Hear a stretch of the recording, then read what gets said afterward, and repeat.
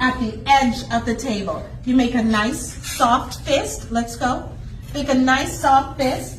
And this is how you will be. You do not place your hands down here. You do not place your hands on your lap. The only time your hands will be on your lap or near it is when you're placing your napkin on your lap or you're retrieving the napkin. Otherwise, posture up, wrist at the edge of the table. Now, it depends on the height of the table. Sometimes it is your forearm. But never lay your hands on the table and definitely not under the table. Okay, let's proceed. The continental style. We're holding it the same way. We're cutting the same. Watch me, please. It's quite different. We cut the same way.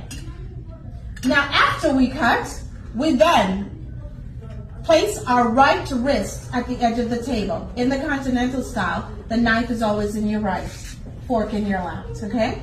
I place my wrist at the edge of the table. I lower my knife. You do not have the knife up like this. This is threatening.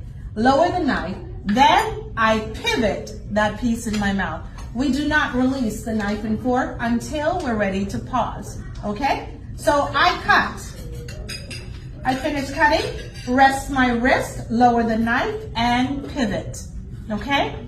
Now, let's say I have something soft on my plate to eat, like mashed potato or something really soft. You can't pivot mashed potato. So here's how you place mashed potato on your fork, because your fork is always downward when dining in the continental style. You do not turn it up like the American style. It is always downward. So let's say I have mashed potato on my plate. I'm going to place my fork like this, scoop the mashed potato onto the back of the fork, rest my wrist, and pivot that portion in my mouth. Right? Let's do it again. Place the fork down, scoop it onto the back, rest my wrist, and pivot. Now,